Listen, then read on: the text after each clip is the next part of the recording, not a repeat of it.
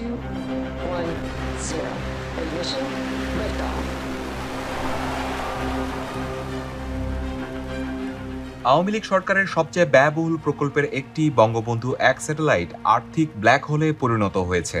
এতে সরকারের ক্ষতির পরিমাণ দাঁড়াতে পারে ১,৫০০ কোটি টাকারও বেশি।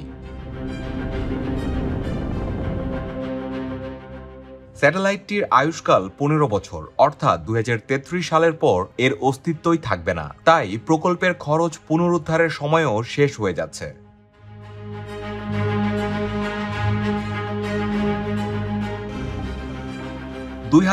সালের সেপ্টেম্বরে পরিকল্পনা কমিশনের কিছু আপত্তি সত্ত্বেও সাবেক প্রধানমন্ত্রী শেখ হাসিনা ২,৯৬৮ কোটি টাকার এই প্রকল্প অনুমোদন করেন, যার ব্যয় পরে কমে ২,৭৬৫ কোটি টাকা এসে দাঁড়ায়। এই প্রকল্পে সরকার দিয়েছে ১,৪০৬ কোটি টাকা এবং এইচএসবিসি ব্যাংকের কাছ থেকে ১২ বছরের মেয়াদে প্রায় ১৫৫ মিলিয়ন ইউরো ঋণ নিয়েছে।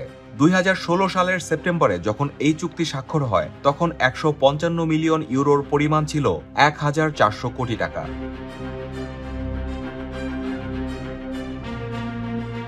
তবে এখন পর্যন্ত স্যাটেলাইট পরিচালনার জন্য গঠিত রাষ্ট্রীয় মালিকানাধীন company Bangladesh satellite company limited রাষ্ট্রীয় কোষাগারে ১ পয়সাও জমা দিতে পারেনি। এ খাত সংশ্লিষ্টরা বলছেন, বঙ্গবন্ধু ১ স্যাটেলাইটের কারণে সরকারের ১,৫০০ কোটি টাকারও বেশি ক্ষতি হতে চলেছে। এই স্যাটেলাইটের বেশিরভাগ গ্রাহক স্থানীয় টিভি স্টেশন, যাদের থেকে এই বিশাল প্রকল্পের ব্যয় তোলা সম্ভব নয়। এছাড়া প্রকল্পের পরিকল্পনায় বলা হয়, স্যাটেলাইটের সক্ষমতা ইন্দোনেশিয়া, ফিলিপাইন, সার্কভুক্ত দেশসমূহ কাজাখস্তান, কিরগিজস্তান, তাজিকিস্তান, তুর্কমেনিস্তান ও উজবেকিস্তানের কাছে বিক্রি করা যাবে।